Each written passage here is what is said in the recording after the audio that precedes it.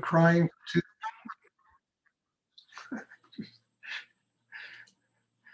uh, instead of crying for 2,000 years ago, try to feel joy for life today. And try to feel that, we live in a world where, yeah, there's a lot of problems and a lot of difficulties, but it's a world that's sacred, and it's a world that we're born into, and we have to find every conceivable way to use what this world is to open that door that leads to spiritual enlightenment. The needs in people have been the same for 10 million years. The manifestation is different. The way the world manifests in our lifetime, in the next lifetime, 200 years ago, it's different. But the needs in people are the same: to be happy, to be open, to be full of love, to be with God. So, let's try to find and rejoice in the life that we're living today, and to find deep happiness in it and the sacred nature of life that we were born into and the karma that we have to work out in this lifetime. If you try to do that, it's no longer sorrow, tears. It's, all right, I got to be grateful for the miracle of the life that I am living. Every human being is sacred. Everything that's alive is sacred. It's like William Blake said, everything that lives is holy. And it's true. And our job is to find that sacredness in ourselves and to use it as a way of working on ourselves to find a pathway to spiritual enlightenment. And if we just remember this, we don't get involved in all the, like the title of my book, all the madness falling from the sky. There's a lot of madness falling from the sky.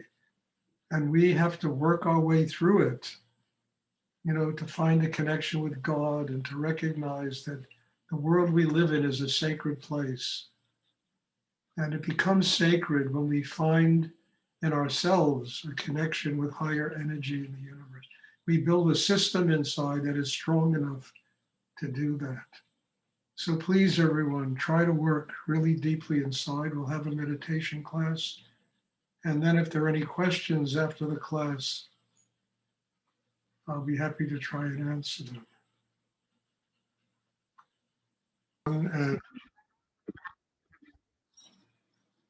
And if anybody would like to get recorded, if you have a question, I'll be happy to try and answer.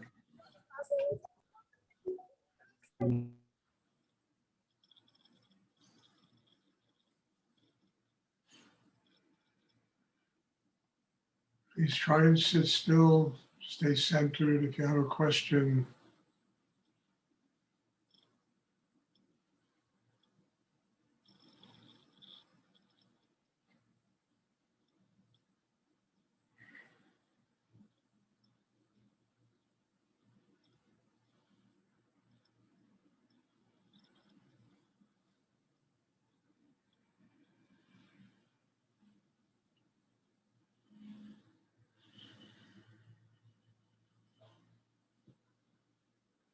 I don't know who's coming now, but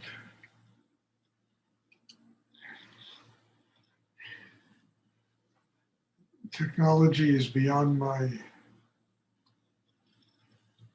I think if people, if you want to be in the class, try to find wherever you are a place where there's good Wi-Fi, so that one doesn't go, come and go and come and go. It disrupts the class.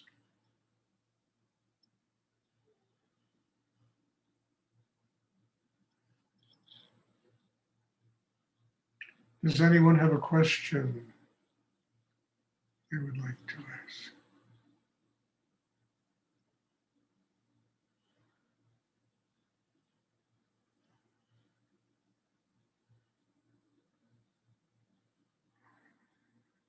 Sometimes if you ask questions, it prompts, the energy inside me to tap, the energy to answer them.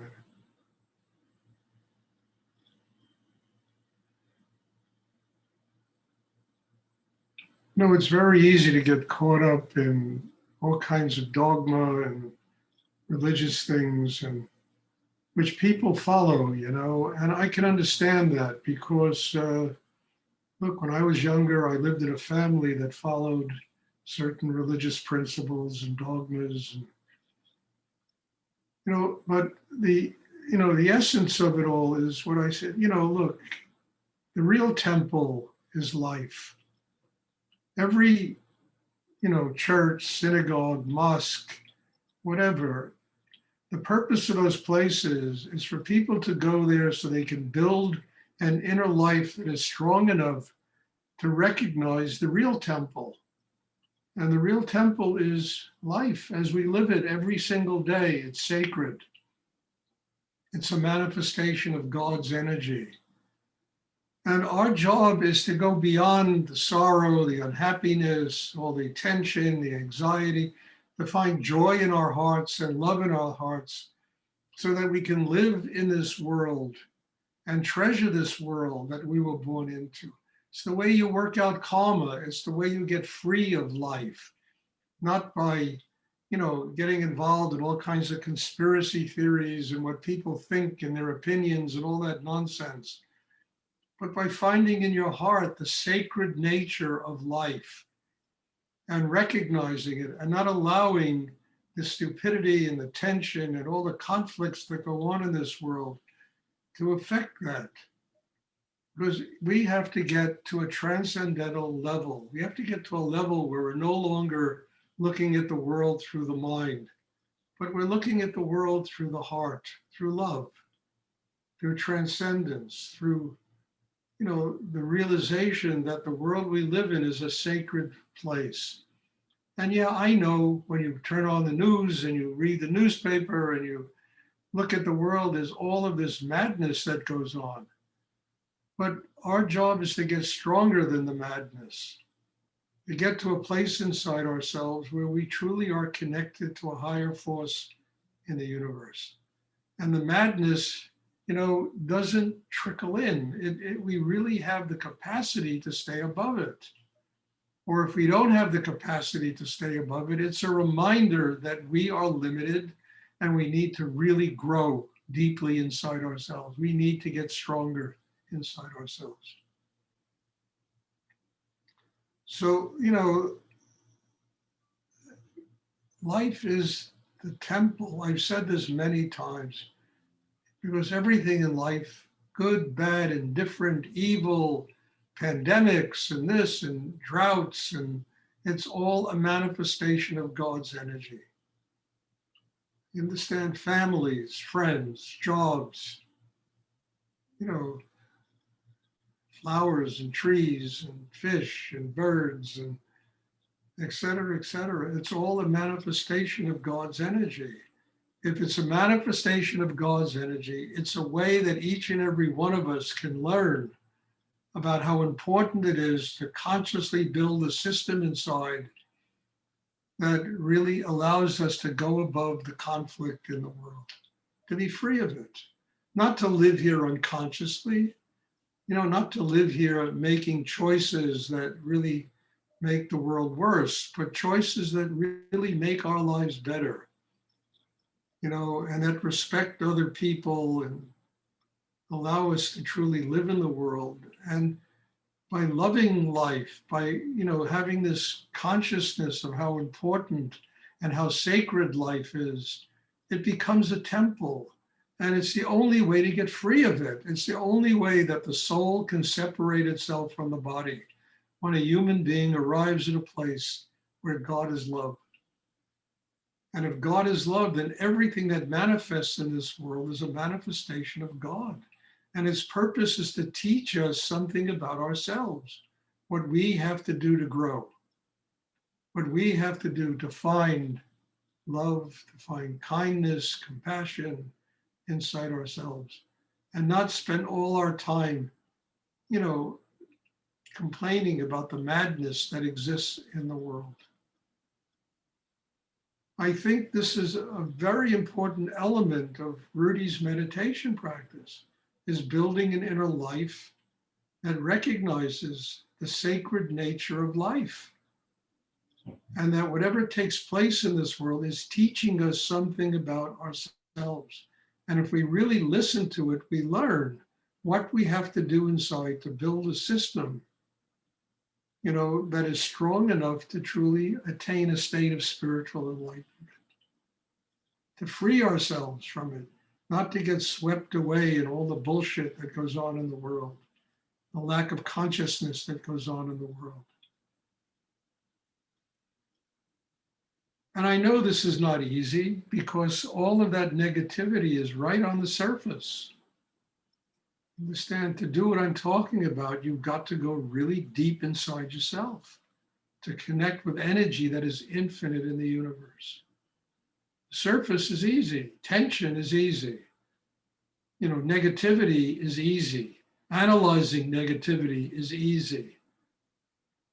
Thinking one's better than that is easy. But going deep inside oneself, tapping that energy that's connected to what's infinite, that's a hard thing to do because we are swamped every day with that negativity, with that tension that exists right on the surface of life.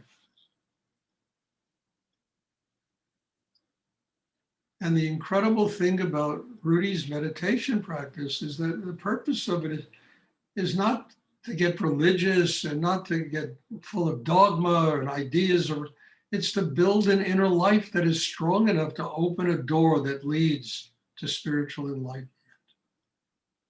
The capacity to detach ourselves from all these things and to be one with a higher energy in the universe. Does anyone have a question they would like to ask? It's 2:00.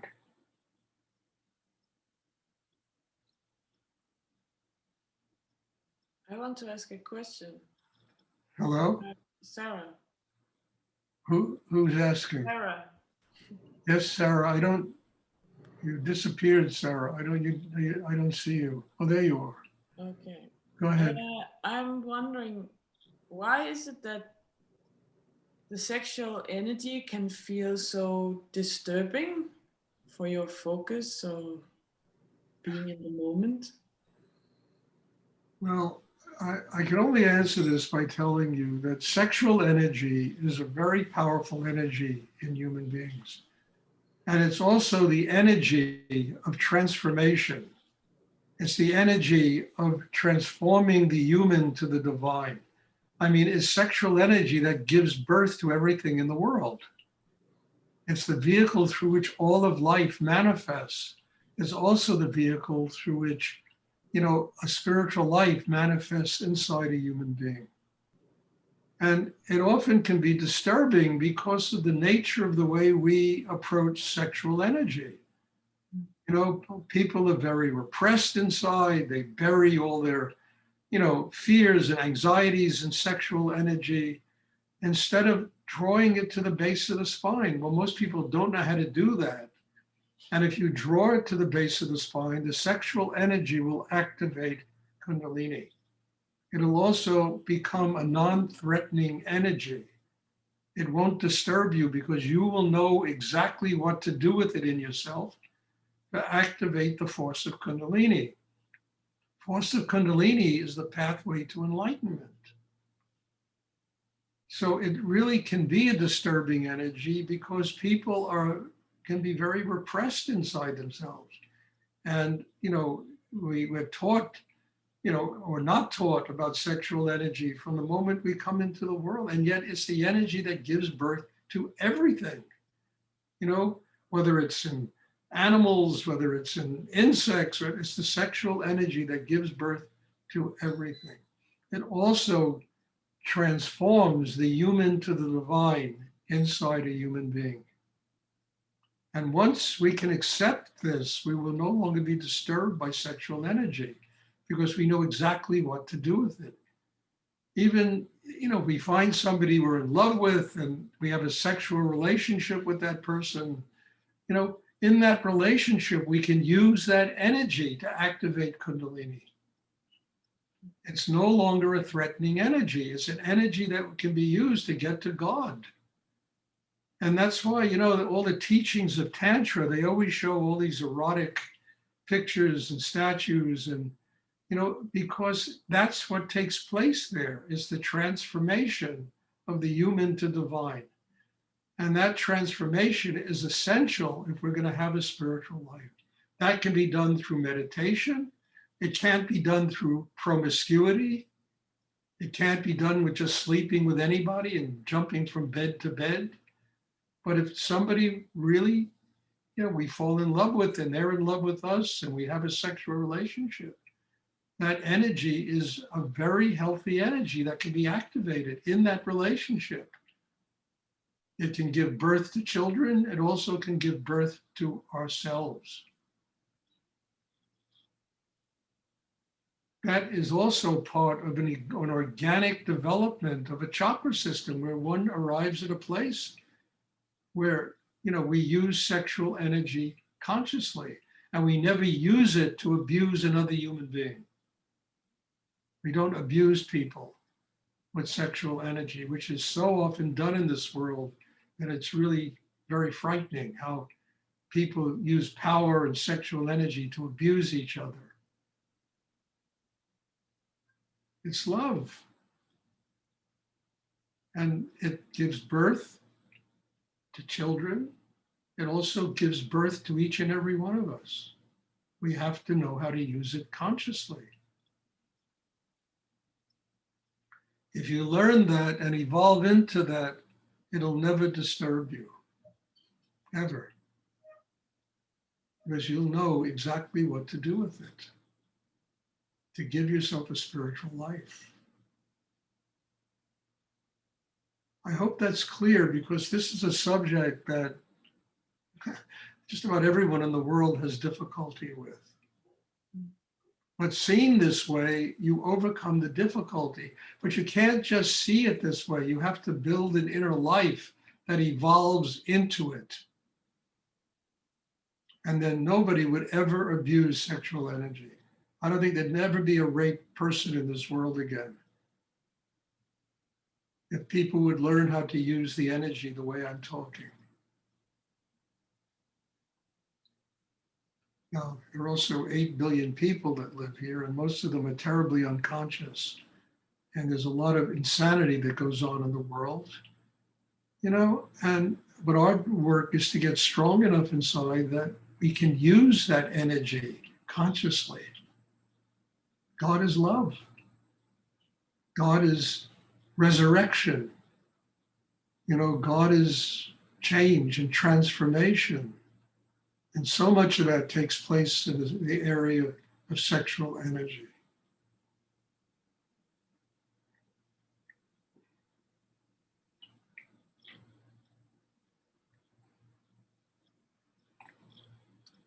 Does anyone else have a question they would like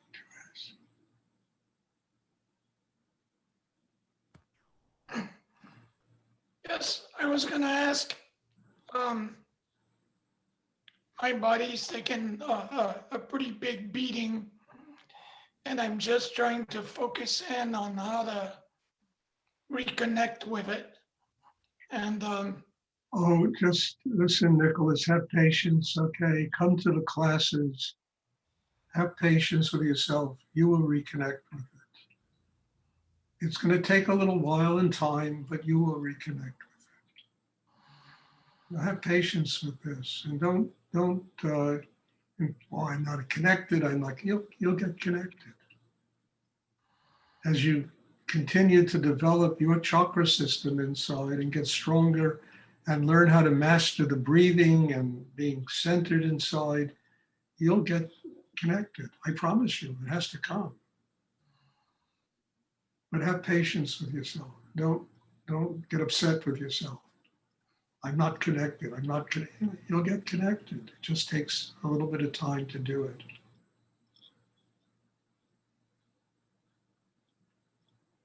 Does anyone else have a question they would like to ask?